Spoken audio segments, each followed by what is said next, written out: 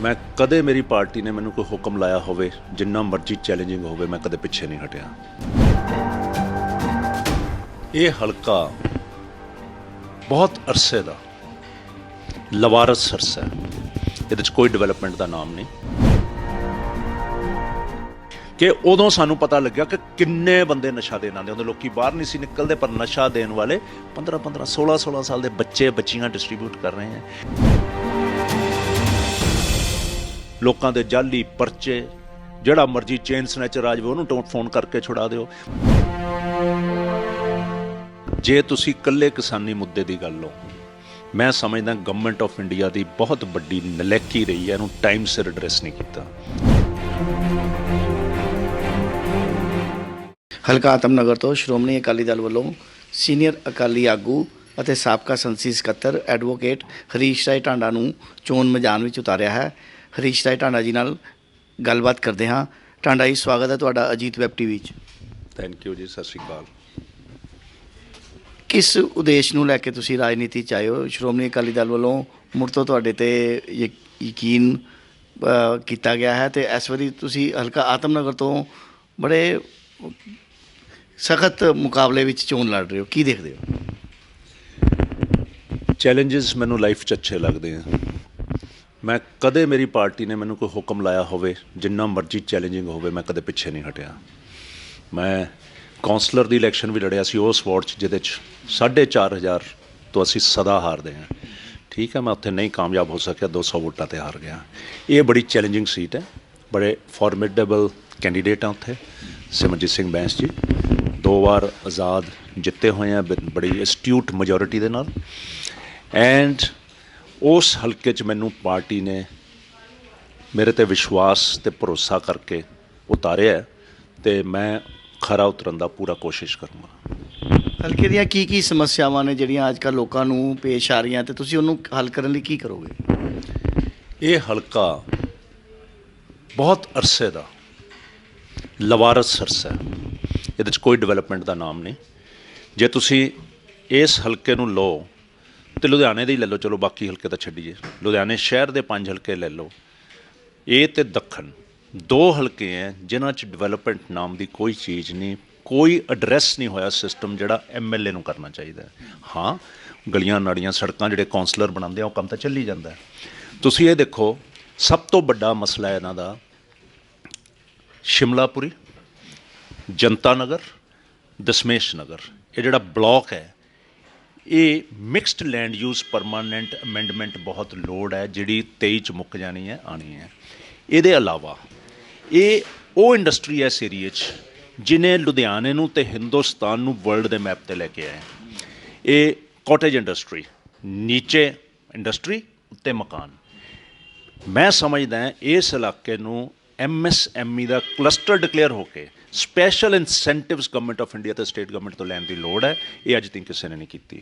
Number 2, ਇਸ ਹਲਕੇ ਨੂੰ ਬਾਈਸੈਕਟ ਕਰਦੀ ਹੈ ਗਿੱਲ ਰੋਡ 4.5 ਕਿਲੋਮੀਟਰ ਦੀ। ਉਸ ਗਿੱਲ ਰੋਡ ਦੇ ਉੱਤੇ ਜੋ ਬੁਰਾ ਹਾਲ ਹੈ ਟ੍ਰੈਫਿਕ ਦਾ, ਉਹ ਟ੍ਰੈਫਿਕ ਲੈਣ ਯੋਗ ਨਹੀਂ ਹੈ ਜਿੰਨਾ ਟ੍ਰੈਫਿਕ ਹੈ।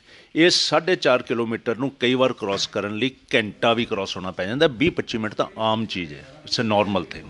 ਤੁਸੀਂ ਜਿਹੜੀਆਂ ਲਾਈਟਾਂ ਉਹਦੇ ਉੱਤੇ ਜਿਹੜੀਆਂ ਅਰੋੜਾ ਪੈਲੇਸ ਵਾਲੀਆਂ, ਉਹਦੇ 'ਤੇ ਦੇਖੋ ਕਈ ਵਾਰ ਸੱਜੇ ਮੁੜਨਾ ਹੋਵੇ 40 ਮਿੰਟ 45 ਮਿੰਟ 30 ਮਿੰਟ ਅਕਸਰ ਲੱਗਦੇ ਆ। ਇਹਨੂੰ ਐਲੀਵੇਟਡ ਰੋਡ ਦੀ ਲੋੜ ਹੈ, ਇਸ ਦੀਆਂ ਲਾਈਟ ਸਿਸਟਮ ਨੂੰ ਰੀਵੈਂਪ ਕਰਨ ਦੀ ਲੋੜ ਹੈ। ਫਿਰ ਦਾਣਾ ਮੰਡੀ ਅਤੇ ਰੇਲਵੇ ਲਾਈਨ, ਇੱਕੋ ਰੇਲਵੇ ਲਾਈਨ ਲੁਧਿਆਣੇ ਦੀ ਰਹਿ ਗਈ ਜਿਹਦੇ 'ਤੇ ਓਵਰਬ੍ਰਿਜ ਨਹੀਂ ਹੈ, ਕਿਉਂਕਿ ਕਿਸੇ ਨੇ ਇਸ਼ੂ ਨਹੀਂ ਚੱਕਿਆ ਅੱਜ ਤੱਕ। ਇਹ ਫੇਰ ਮੁੱਦਾ ਹੈ, ਬਹੁਤ ਬੜਾ ਮੁੱਦਾ। ਇਸ ਹਲਕੇ ਦੇ ਵਿੱਚ 2.5 ਲੱਖ ਦੀ ਆਬਾਦੀ, 2.5 ਲੱਖ ਦੀ ਆਬਾਦੀ ਦੇ ਵਿੱਚ ਕੋਈ ਹੌਸਪੀਟਲ ਨਹੀਂ ਹੈ ਗਵਰਨਮੈਂਟ ਦਾ, ਕੋਈ ਗਵਰਨਮੈਂਟ ਦਾ ਕਾਲਜ ਨਹੀਂ ਹੈ, ਕੋਈ ਗਵਰਨਮੈਂਟ ਦਾ ਅੱਛਾ ਤਕੜਾ ਕੁਆਲਿਟੀ ਸਕੂਲ ਨਹੀਂ ਹੈ। ਨੀਅਰੈਸਟ ਕੁਆਲਿਟੀ ਸਕੂਲ ਜਿਹੜਾ ਹੈਗਾ ਉਹ ਗੁਰੂ ਨਾਨਕ ਇੰਜੀਨੀਅਰਿੰਗ ਕਾਲਜ ਦੇ ਅੱਗੇ ਨਨਕਾਣਾ ਸਾਹਿਬ ਟਰਸਟ ਦਾ ਗੁਰੂ ਨਾਨਕ ਕਾਲਜ ਹੈ, ਸਕੂਲ ਹੈ। ਸੋ ਇਹ ਇਸ ਏਰੀਆ ਦੀਆਂ ਨੀਡਸ ਹੈ, ਇਸ ਏਰੀਆ ਦੀਆਂ ਨੀਡਸ ਹੈ। ਜਿਹੜੀ ਕੰਜੈਸਟਡ ਏਰੀਆ ਉਹਨਾਂ ਦਾ ਕਰੋਡਡ ਪੁਰਾਣਾ ਸੀਵਰ ਸਿਸਟਮ, ਕਰੋਡਡ ਪੁਰਾਣਾ ਵਾਟਰ ਸਿਸਟਮ, ਉਹ ਇੰਟਰਮਿੰਗਲ ਅਤੇ ਇੰਟਰਮਿਕਸ ਕਰਦੇ ਆ, ਆ ਬੰਦ ਹੋਏ ਪਏ ਆ, ਸੀਵਰੇਜ ਓਵਰਫਲੋ ਕਰਦੇ ਆ, ਮੀਂਹ ਦੇ ਪਾਣੀ ਦੀ ਨਿਕਾਸੀ ਕੋਈ ਨਹੀਂ। ਜਿੰਨਾ ਚਿੱਟਾ ਅਤੇ ਨਸ਼ਾ ਇਸ ਇਲਾਕੇ 'ਚ ਵਿਕਦਾ ਤੇ ਪਾਰਟ ਆਫ ਸੈਂਟਰਲ ਦਾ ਇਲਾਕਾ ਦੇ ਨਾਲ ਲੱਗਦਾ। ਮੈਂ ਨਹੀਂ ਸਮਝਦਾ ਪੂਰੇ ਪੰਜਾਬ 'ਚ ਕਿਤੇ ਇੰਨਾ ਨਸ਼ਾ ਵਿਕਦਾ ਹੋਵੇ। ਮੈਨੂੰ ਲੋਕਾਂ ਨੇ ਦੱਸਿਆ ਪੈਂਡੈਮਿਕ ਦੇ ਦੌਰਾਨ ਕਿ ਉਦੋਂ ਸਾਨੂੰ ਪਤਾ ਲੱਗਿਆ ਕਿ ਕਿੰਨੇ ਬੰਦੇ ਨਸ਼ਾ ਦੇਣ ਆਉਂਦੇ ਹੁੰਦੇ। ਲੋਕੀ ਬਾਹਰ ਨਹੀਂ ਸੀ ਨਿਕਲਦੇ, ਪਰ ਨਸ਼ਾ ਦੇਣ ਵਾਲੇ 15-15 16-16 ਸਾਲ ਦੇ ਬੱਚੇ ਬੱਚੀਆਂ ਡਿਸਟਰੀਬਿਊਟ ਕਰ ਰਹੇ ਹੈ। ਲੋਕਾਂ ਨੂੰ ਬੰਦੇ ਹੱਕ ਨਹੀਂ ਮਿਲਦੇ, ਥਾਣੇ ਦੀਆਂ ਧੱਕੇ, ਲੋਕਾਂ ਦੇ ਜਾਲੀ ਪਰਚੇ, ਜਿਹੜਾ ਮਰਜ਼ੀ ਚੇਨ ਸਨੈਚਰ ਆ ਜਾਵੇ ਉਹਨੂੰ ਫੋਨ ਕਰਕੇ ਛੁਡਾ ਦਿਓ। ਮਤਲਬ ਕੋਈ ਲਾਅ ਨਾਮ ਦੀ ਚੀਜ਼ ਐਗਜ਼ਿਸਟ ਹੀ ਨਹੀਂ ਕਰਦੀ। ਇਹ ਇਸ ਇਲਾਕੇ ਦੇ ਬਹੁਤ ਵੱਡੇ ਇਸ਼ੂਜ਼ ਹੈ। ਕਿਸਾਨੀ ਮੁੱਦਾ ਪਿਛਲੇ ਕਾਫੀ ਦਿਨਾਂ ਤੋਂ ਪੰਜਾਬ ਦੇ ਵਿੱਚ ਸਿਖਰ 'ਤੇ ਰਿਹਾ, ਕਿਉਂਕਿ ਪ੍ਰਧਾਨ ਮੰਤਰੀ ਮੋਦੀ ਵੱਲੋਂ 3 ਕਿਸਾਨੀ ਕਾਨੂੰਨ ਪਹਿਲਾਂ ਪਾਸ ਕਰਤੇ, ਫਿਰ ਰੱਦ ਕਰਤੇ। ਭਾਜਪਾ ਦੀ ਕੇਂਦਰ ਸਰਕਾਰ ਦੀ ਕਾਰਗੁਜ਼ਾਰੀ ਤੁਸੀਂ ਕਿਵੇਂ ਦੇਖਦੇ ਹੋ? ਦੇਖੋ, ਜੇ ਤੁਸੀਂ ਇਕੱਲੇ ਕਿਸਾਨੀ ਮੁੱਦੇ ਦੀ ਗੱਲ ਲਓ, ਮੈਂ ਸਮਝਦਾ ਗਵਰਨਮੈਂਟ ਆਫ ਇੰਡੀਆ ਦੀ ਬਹੁਤ ਵੱਡੀ ਨਲਾਇਕੀ ਰਹੀ ਹੈ, ਇਹਨੂੰ ਟਾਈਮ ਸਿਰ ਐਡਰੈਸ ਨਹੀਂ ਕੀਤਾ। ਜਿਹੜਾ ਡਿਲੇ ਕੀਤਾ ਉਸ ਨੇ ਸਾਡੇ ਪੰਜਾਬ ਦਾ ਇਕਨੋਮਿਕਲੀ ਬਹੁਤ ਨੁਕਸਾਨ ਕੀਤਾ। ਐਂਡ ਇਕੱਲਾ ਨੁਕਸਾਨ ਹੀ ਨਹੀਂ ਕੀਤਾ, ਸਾਡੇ 'ਚ ਮਿਸਟਰਸਟ ਜਿਹੜਾ ਗਵਰਨਮੈਂਟ ਆਫ ਇੰਡੀਆ 'ਤੇ ਉਹ ਬੜਾ ਪੈਦਾ ਹੋਇਆ। ਅਤੇ ਜੇ ਸ਼ੁਰੂਆਤ ਦੇ ਵਿੱਚ ਇਹਨੂੰ ਐਡਰੈਸ ਕਰ ਲੈਂਦੇ, ਸ਼ਾਇਦ ਇਸ ਹੱਦ ਤੱਕ ਰੈਜ਼ਿਸਟੈਂਸ 'ਤੇ ਜਿੰਨਾ ਲੋਕ ਖੱਜਲ ਹੋਏ ਹੈ ਜਾ ਕੇ ਉੱਥੇ ਸੜਕਾਂ 'ਤੇ ਲੋਕਾਂ ਦਾ ਬਹਿਣਾ, 400 ਦਿਨ ਤੋਂ ਵੱਧ ਲਗਾਤਾਰ ਉੱਥੇ ਉਸ ਠੰਡ ਦੇ ਵਿੱਚ, ਉਹ ਗਰਮੀ ਦੇ ਵਿੱਚ ਅਤੇ ਮੀਂਹ ਦੇ ਵਿੱਚ ਰਹਿਣਾ, ਇਹਨੇ BJP ਦੇ ਪ੍ਰਤੀ ਅਤੇ ਸੈਂਟਰ ਦੀ ਗਵਰਨਮੈਂਟ ਦੇ ਪ੍ਰਤੀ ਬਹੁਤ ਵੱਡਾ ਰੋਸ ਅਤੇ ਮਿਸਟਰਸਟ ਇਕੱਲੇ ਪੰਜਾਬ 'ਚ ਨਹੀਂ ਪੂਰੇ ਰੀਜਨ 'ਚ ਹੋਇਆ। ਅੱਜ ਸੰਯੁਕਤ ਅਕਾਲੀ ਦਲ ਵੱਲੋਂ ਅਤੇ ਜਿਹੜੀ ਆਪਣਾ ਕੈਪਟਨ ਅਮਰਿੰਦਰ ਸਿੰਘ ਵੱਲੋਂ ਨਵੀਂ ਪਾਰਟੀ ਬਣਾਈ ਗਈ ਹੈ, ਉਹਨਾਂ ਦਾ BJP ਨਾਲ ਸਮਝੌਤੇ ਦਾ ਰਸਮੀ ਐਲਾਨ ਹੋਇਆ। ਆਉਣ ਵਾਲੇ ਦਿਨਾਂ 'ਚ ਕਿੱਦਾਂ ਦੇਖਦੇ ਹੋ ਚੋਣਾਂ ਦੌਰਾਨ ਇਸ ਸਮਝੌਤਾ ਗੱਠਜੋੜ ਜਿਹੜਾ ਹੋਇਆ ਵਾ, ਕਿੰਨਾ ਕੁ ਸਫਲ ਹੋ ਪਾਏਗਾ ਵਿਧਾਨ ਸਭਾ ਚੋਣਾਂ ਦੇ ਵਿੱਚ? ਲੋਕ ਕਿੰਨੀ ਕੁ ਇਹਦੀ ਹਮਾਇਤ ਕਰਨਗੇ? ਦੇਖੋ, ਮੈਨੂੰ ਨਹੀਂ ਲੱਗਦਾ ਕਿ ਇਹ ਬਹੁਤ ਜ਼ਿਆਦਾ ਸੀਟਸ ਦੇ ਵਿੱਚ ਟਰਾਂਸਫਰ ਹੋਊਗਾ ਜਾਂ ਵਿਨਿੰਗ ਕੰਬੀਨੇਸ਼ਨ ਬਣੂਗਾ, ਪਰ BJP ਕੋਲ ਇੰਨੀ ਸਟਰੈਂਥ ਹੈ, ਇੰਨੀ muscle power, money power, ED power, CBI power and income tax power, ਬਹੁਤ ਵੱਡੀਆਂ ਪਾਵਰਸ ਹੈ। ਜਿਸ ਤਰ੍ਹਾਂ ਦਾ ਇਹਨਾਂ ਨੇ ਪਾਵਰ ਸ਼ੋਅ ਕਰਕੇ ਵੈਸਟ ਬੰਗਾਲ 'ਚ ਇਲੈਕਸ਼ਨ ਲੜੀ ਹੈ, ਜਿੱਦਾਂ ਕਰਨਾਟਕਾ ਦੇ ਵਿੱਚ ਲੈਜਿਸਲੇਟਰਸ ਫਲੋਰ ਚੇਂਜ ਕੀਤੇ, ਮੱਧ ਪ੍ਰਦੇਸ਼ ਦੇ ਵਿੱਚ ਅਸਤੀਫੇ ਦਿੱਤੇ ਲੈਜਿਸਲੇਟਰਸ ਨੇ, ਮੁੜ ਕੇ ਰੀਇਲੈਕਟ ਕਰਾ ਕੇ ਮੈਜੋਰਿਟੀ ਨੂੰ ਕਨਵਰਟ ਕਰਤਾ ਮਾਈਨੋਰਿਟੀ ਨੂੰ। ਇਹ ਪੰਜਾਬ ਦੇ ਵਿੱਚ ਇਹਨਾਂ ਤੋਂ ਅੰਡਰ ਐਸਟੀਮੇਟ ਕਰਨਾ ਗਲਤੀ ਹੋਊਗੀ। ਇਹ ਮੈਨੂੰ ਲੱਗਦਾ BJP ਇਸ ਦਿਸ਼ਾ ਵੱਲ ਤਾਂ ਜ਼ਰੂਰ ਜਾਊਗੀ ਕਿ ਅਸੀਂ ਆਪਣਾ ਪੰਜਾਬ ਦੇ ਵਿੱਚ ਪੈੜਾਂ ਵਧਾਈਏ, ਵੋਟ ਬੈਂਕ ਵਧਾਈਏ, ਫਿਰ ਅਗਲੀਆਂ ਇਲੈਕਸ਼ਨਾਂ ਤੱਕ ਹੱਲਾ ਬੋਲੀਏ। ਇਹਨਾਂ ਦਾ ਟਰੈਂਡ ਰਿਹਾ ਇਸ ਤਰ੍ਹਾਂ ਦਾ, ਇਹਨਾਂ ਨੇ ਹਰਿਆਣੇ 'ਚ ਵੀ ਇਸ ਤਰ੍ਹਾਂ ਕੀਤਾ ਸੀ। ਬਟ ਇਸ ਇਲੈਕਸ਼ਨ 'ਚ ਮੈਨੂੰ ਮਹਿਸੂਸ ਨਹੀਂ ਹੁੰਦਾ ਕਿ ਟਰਾਂਸਲੇਟ ਇਨਟੂ ਸੀਟਸ ਹੋ ਜਾਣਗੇ। ਕੋਈ ਇੰਡੀਵਿਜੂਅਲਸ ਜਿੱਤ ਜਾਣ ਮੈਂ ਕਹਿ ਨਹੀਂ ਸਕਦਾ ਕੌਣ ਲੜ ਰਿਹਾ ਇਲੈਕਸ਼ਨ, ਉਹ ਕੰਬੀਨੇਸ਼ਨਸ ਕੀ ਬਣਦੇ ਆ, ਬਿਕੋਜ਼ ਇਸ ਵਾਰ ਮਲਟੀ ਕਾਰਨਰਡ ਇਲੈਕਸ਼ਨਸ ਹੋਣੀਆਂ। ਅਤੇ ਬਟ ਡੈਫੀਨੇਟਲੀ ਇਹ ਇੱਕ ਧਿਰ ਬਣ ਕੇ ਉਭਰਨਗੇ ਜ਼ਰੂਰ। ਅਕਾਲੀ ਦਲ ਨੂੰ ਇਸ ਗੱਠਜੋੜ ਦਾ ਕਿੰਨਾ ਕੁ ਫਾਇਦਾ, ਕਿੰਨਾ ਕੁ ਨੁਕਸਾਨ ਹੈ, ਕੀ ਸੋਚਦੇ ਹੋ ਤੁਸੀਂ? ਅਕਾਲੀ ਦਲ ਨੂੰ ਕਿਸੇ ਗੱਠਜੋੜ ਦਾ ਫਾਇਦਾ ਨਹੀਂ, ਕਿਸੇ ਗੱਠਜੋੜ ਦਾ ਨੁਕਸਾਨ ਨਹੀਂ। ਦੇਖੋ, ਪਿਛਲੀਆਂ ਇਲੈਕਸ਼ਨਾਂ ਵਿੱਚ ਕਾਂਗਰਸ ਤਕਰੀਬਨ 38% ਵੋਟਾਂ ਲੈ ਕੇ ਗਈ, ਆਪ 23%, ਅਕਾਲੀ ਦਲ 26%, BJP 6%। ਨਾਓ ਉਹ ਪੀਰੀਅਡ ਅਕਾਲੀ ਦਲ ਦਾ ਵਰਸਟ ਪੀਰੀਅਡ ਸੀ, ਜਦ ਅਕਾਲੀ ਦਲ 'ਤੇ ਝੂਠਾ ਬੇਅਦਬੀ ਦੇ ਇਲਜ਼ਾਮ, ਨਸ਼ੇ ਦੇ ਇਲਜ਼ਾਮ, ਅੱਜ ਲੋਕੀ ਦੇਖ ਚੁੱਕੇ ਹੈ ਕਿ ਬੇਅਦਬੀ ਇੱਕ ਸਿਆਸੀ ਮੁੱਦਾ ਬਣਾਇਆ ਗਿਆ ਸੀ। ਅੱਜ ਲੋਕਾਂ ਨੂੰ ਅਹਿਸਾਸ ਹੋ ਗਿਆ। 4.5 ਸਾਲ ਦੇ ਵਿੱਚ ਬੇਅਦਬੀ ਦਾ ਕੇਸ ਜਿੱਥੇ ਅਕਾਲੀ ਦਲ ਛੱਡ ਗਿਆ ਸੀ, ਜਿਹੜੇ ਬੰਦੇ ਫੜੇ ਸੀ, ਕੋਈ ਨਵਾਂ ਇੱਕ ਨਹੀਂ ਐਡ ਹੋਇਆ ਉਹਦੇ 'ਚ। ਉਹੀ ਬੰਦੇ, ਉਹਨਾਂ 'ਤੇ ਮੁੜ ਦੂਜੇ ਕੇਸ, ਮੁੜ ਰਿਮਾਂਡ, ਸੇਮ ਬੰਦੇ। ਐਂਡ ਜੋ ਰੀਸੈਂਟ ਡਿਵੈਲਪਮੈਂਟ ਦਰਬਾਰ ਸਾਹਿਬ ਦੀ ਹੈ, ਉਹਨੇ ਲੋਕਾਂ ਨੂੰ ਬਹੁਤ ਝੰਜੋੜਿਆ, ਸ਼ੇਕ ਕੀਤਾ। ਜੇ ਟਾਈਮਲੀ ਇੰਟਰਵੈਂਸ਼ਨ SGPC ਦੀ ਟਾਸਕ ਫੋਰਸ ਦੀ ਨਾ ਹੁੰਦੀ, ਸ਼ਾਇਦ ਸਾਡੇ ਪੰਜਾਬ ਦੇ ਵਿੱਚ ਅਸੀਂ ਬਹੁਤ ਦੁੱਖ 'ਚ ਹੁੰਦੇ, ਜਿਹੜਾ ਅਸੀਂ ਕਾਬਲੇ ਬਰਦਾਸ਼ਤ ਨਹੀਂ ਹੋ ਸਕਦਾ। ਐਂਡ ਉਹਦੇ ਬਾਅਦ ਬੰਬ ਬਲਾਸਟ ਹੋਣਾ, ਉਹਦੇ ਤੋਂ ਅੰਦਾਜ਼ਾ ਲੋਕਾਂ ਨੂੰ ਵੀ ਆ ਗਿਆ ਕਿ ਮੌੜ ਦਾ ਬੰਬ ਬਲਾਸਟ ਯਾਦ ਆ ਗਿਆ, ਬੇਅਦਬੀ ਯਾਦ ਆ ਗਈ। ਅਕਾਲੀ ਦਲ ਜਦ ਵੀਕੈਸਟ ਟਾਈਮ 'ਤੇ ਵੀ ਆਪਣੀ 26% ਵੋਟ ਹੋਲਡ ਕੀਤੀ ਹੈ, ਅਤੇ ਅੱਜ ਅਕਾਲੀ ਦਲ ਨੂੰ 35% 37% ਵੋਟ ਲੈਣ 'ਚ ਕੋਈ ਦਿੱਕਤ ਨਹੀਂ ਹੈ। ਖਾਸ ਤੌਰ 'ਤੇ ਜਦ ਸਾਡਾ ਤਾਲਮੇਲ ਹੈ ਹੁਣ ਸੰਗਠਨ ਬਹੁਜਨ ਸਮਾਜ ਪਾਰਟੀ ਨਾਲ ਵੀ ਹੋਇਆ ਹੈ। ਐਂਡ ਕਾਂਗਰਸ ਡੈਫੀਨੇਟਲੀ 38 ਤੋਂ ਬਹੁਤ ਨੀਚੇ ਆਊਗੀ, ਬਹੁਤ ਨੀਚੇ, ਤੁਸੀਂ ਅੰਦਾਜ਼ਾ ਨਹੀਂ ਲਾ ਸਕਦੇ। ਇੰਨੀ ਹੈਵੀ ਐਂਟੀ ਇਨਕੰਬੈਂਸੀ ਹੈ। ਇਹ ਅੱਜ ਦਾ ਦਿਨ ਖੌਫ ਦੀ ਰਾਜਨੀਤੀ ਕਰ ਰਹੇ ਆ ਕਾਂਗਰਸ ਵਾਲੇ। ਝੂਠੇ ਪਰਚੇ ਕਰਨੇ, ਧੱਕੇ ਕਰਨੇ, ਲੋਕਾਂ ਨੂੰ ਡਰਾਉਣਾ ਧਮਕਾਉਣਾ, ਲੋਕ ਸਹਿਮੇ ਬੈਠੇ ਹੈ। ਕੋਡ ਆਫ ਕੰਡਕਟ ਲੱਗਣ ਤੋਂ ਤੁਸੀਂ ਦੇਖਿਓ ਕਿਸ ਤਰ੍ਹਾਂ ਐਂਟੀ ਇਨਕੰਬੈਂਸੀ ਪੰਜਾਬ 'ਚ ਆਊਗੀ। ਐਂਡ ਮੈਂ ਮਹਿਸੂਸ ਕਰਦਾ ਜਿਹੜੀ ਨੈਕਸਟ ਧਿਰ ਹੈ ਸਾਡੀ ਆਮ ਆਦਮੀ ਪਾਰਟੀ, ਉਹ ਪਿਛਲੀ ਵਾਰ ਉਹਨਾਂ ਦੀ ਮੇਨ ਵੋਟ ਜਿਹੜੀ ਪਈ ਮਾਲਵਾ ਬੈਲਟ 'ਚ ਪਈ, ਜਿੱਤੇ ਵੀ ਕਈ ਸੀਟਾਂ, 20 ਸੀਟਾਂ ਜਿੱਤੇ, ਜਿਹਦੇ 'ਚੋਂ 2 ਸੀਟਾਂ ਸਿਰਫ ਮਾਲਵੇ ਤੋਂ ਬਾਹਰ ਦੀਆਂ, ਇੱਕ ਗੜ੍ਹਸ਼ੰਕਰ ਦੀ ਹੈ ਅਤੇ ਇੱਕ ਭੁਲੱਥ ਦੀ ਹੈ। 18 ਦੀਆਂ 18 ਸੀਟਾਂ ਹਾਰਡਕੋਰ ਮਾਲਵੇ ਦੀਆਂ। ਐਂਡ ਬੜੀ ਜਗ੍ਹਾ 'ਤੇ ਸੈਕਿੰਡ ਵੀ ਹੈ ਅਕਾਲੀ ਦਲ ਨੂੰ ਦੇ ਪੁਸ਼ਟ। ਇਹਦਾ ਮਤਲਬ ਇਸ ਬੈਲਟ ਦੇ ਵਿੱਚ ਸਾਡੀ ਵੋਟ ਬੈਂਕ ਜਿਹੜੀ ਭੰਨੀ ਸੀ, ਸਾਡੀ ਵੋਟ ਬੈਂਕ ਬਾਕੀ ਜਗ੍ਹਾ ਇੰਟੈਕਟ ਰਹੀ, ਇਸ ਏਰੀਏ 'ਚ ਭੰਨੀ ਜ਼ਿਆਦਾ ਸੀ। ਉਹ ਅਸੀਂ ਜਦ ਹੁਣ ਗਰਾਊਂਡ 'ਤੇ ਜਾਂਦੇ ਹਾਂ ਲੋਕੀ ਰਿਅਲਾਈਜ਼ ਕਰਦੇ ਆ, ਬਹੁਤ ਬੰਦੇ ਮੁੜ ਕੇ ਆਏ ਆ। ਤਾਂ ਮੈਨੂੰ ਨਹੀਂ ਲੱਗਦਾ ਕਿ ਜਿਹੜੀਆਂ 20 ਸੀਟਾਂ ਪਿਛਲੀ ਵਾਰ ਜਿੱਤੇ ਸੀ ਉਹਦੇ 'ਚੋਂ ਕੋਈ ਖਾਸ ਸੀਟਾਂ ਰਿਪੀਟ ਕਰ ਸਕਣਗੇ ਆਮ ਆਦਮੀ ਪਾਰਟੀ। ਕੁਝ ਹੋਰ ਜਗ੍ਹਾ 'ਤੇ ਹੀ ਡਫਲੀ ਵਜਾ ਕੇ, ਕਿਉਂਕਿ ਇਹਨਾਂ ਦਾ ਪ੍ਰੋਪੋਗੰਡਾ ਕੰਪੇਨ ਬਹੁਤ ਹੈ, ਹਰ ਚੀਜ਼ ਦਾ ਪ੍ਰੋਪੋਗੰਡਾ। ਹੁਣ 1000 ਰੁਪਇਆ ਇਹਨਾਂ ਨੇ ਹਰ ਲੇਡੀ ਨੂੰ ਦੇਣ ਦੇ ਫਾਰਮ ਭਰਨੇ ਸ਼ੁਰੂ ਕੀਤੇ ਹੋਏ। ਪਿਛਲੀ ਵਾਰ ਵੀ ਇਹਨਾਂ ਨੇ ਫਾਰਮ ਭਰੇ ਸੀ, 2500 ਦਿਨ ਦੇ ਕਾਂਗਰਸੀਆਂ ਨੇ ਫਾਰਮ ਭਰੇ ਸੀ।